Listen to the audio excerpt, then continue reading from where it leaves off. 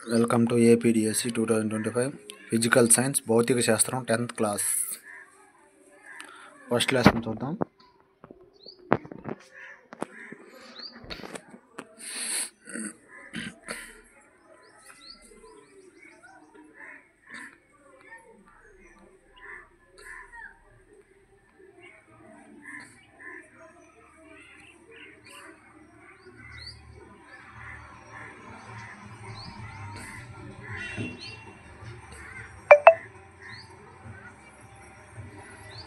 Chapter 1 రసాయన చర్యలు మరియు సమీకరణాలు. సెకండ్ చాప్టర్ ఆమ్లాలు, క్షారాలు మరియు లవణాలు. థర్డ్ చాప్టర్ లోహాలు మరియు అలోహాలు. ఫోర్త్ చాప్టర్ కార్బన్ మరియు దాని సమ్మేళనాలు. 9th చాప్టర్ కాంతి, పరావర్తనం మరియు వక్రీభవనం. 10th చాప్టర్ మానవుని కన్ను రంగుల ప్రపంచం. 11th చాప్టర్ విద్యుత్. 12th చాప్టర్ విద్యుత్ ప్రవాహం యొక్క అయస్కాంత ప్రభావాలు. ఫస్ట్ చాప్టర్ అధ్యాయం 1 రసాయన చర్యలు మరియు సమీకరణాలు.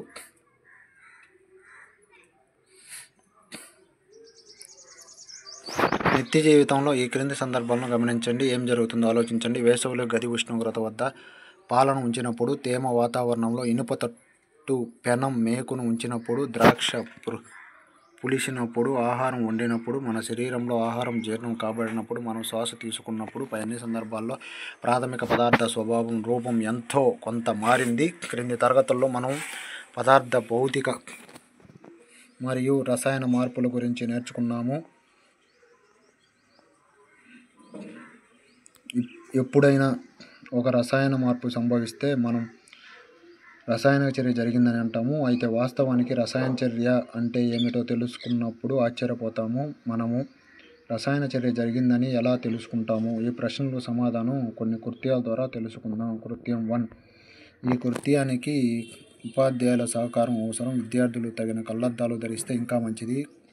గరుకు కాగితంతో 3-4 సెంటీమీటర్ల పొడవు గల మెగ్నీషియం రిబ్బన్ను రుద్ది శుభ్రం చేయాలి. పట్టకారుతో దానిని పట్టుకోవాలి. ఒక సారా దీపం లేదా బర్నర్ను ఉపయోగించి మండించాలి. పటం 1.1లో చూపినట్లుగా ఆ బూడిదను వాచ్ గ్లాస్ నందు సేకరించాలి. మెగ్నీషియం రిబ్బన్ను మండించేటప్పుడు కళ్ళకు సాధ్యమైనంత దూరంగా ఉంచాలి. మీరు ఏమి గమనించారు?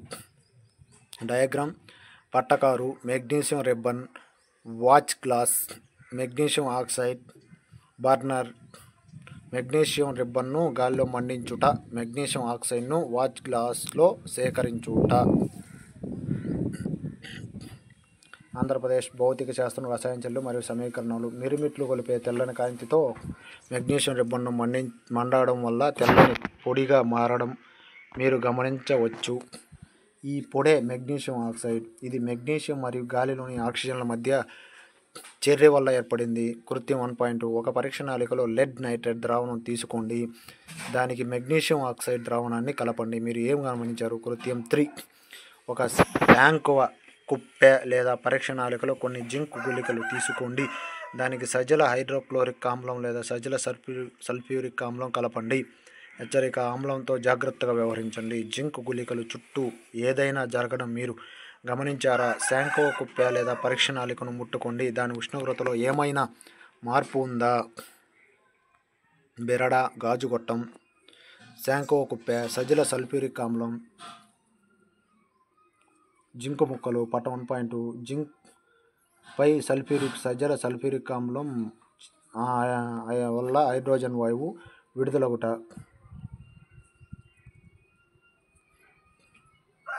పై 3 కృత్యాలు ఒక రసాయన చర్య జరిగింది అని నిర్ధారించడానికి క్రింద పేర్కొన్న పరిశీలనలో ఏదో ఒకటి మనకు సహాయపడుతుంది. స్థితిలో మార్పు, వాయువు విడుదల కావడం, ఉష్ణోగ్రతలో మార్పు. మన చుట్టూ జరుగుతున్న మార్పులను పరిశీలిస్తే చాలా విభిన్న రసాయనిక చర్యలు మన పరిసరాల్లో జరగడం చూడవచ్చు. ఈ అధ్యాయంలో మనం వివిధ రకాల రసాయన చర్యలు మరియు వాటి చిహ్నాలతో తెలపడం గురించి చదువుకుందాం. 1.1 రసాయన సమీకరణాలు. కృత్యం 1.1 ఏమి తెలియజేస్తుందంటే మెగ్నీషియం రిబ్బన్ను ఆక్సిజన్లో మండించినప్పుడు అది మెగ్నీషియం ఆక్సైడ్గా మారుతుంది. వాక్య రూపంలో ఈ రసాయనిక చర్య వివరణ చాలా సుదీర్ఘంగా ఉంటుంది. దీనిని సంక్షిప్త రూపంలో రాయవచ్చు. ఇది చేయడానికి ఒక సులభమైన మార్గం పద సమీకరణం రూపంలో రాయడం. పై రసాయనిక చర్యకు పద సమీకరణం magnesium plus oxygen gives rise to magnesium oxide. క్రియాజన్యాలు రసాయన చర్య 1.1లో రసాయనిక మార్పులకు గురైన పదార్థాలు మెగ్నీషియం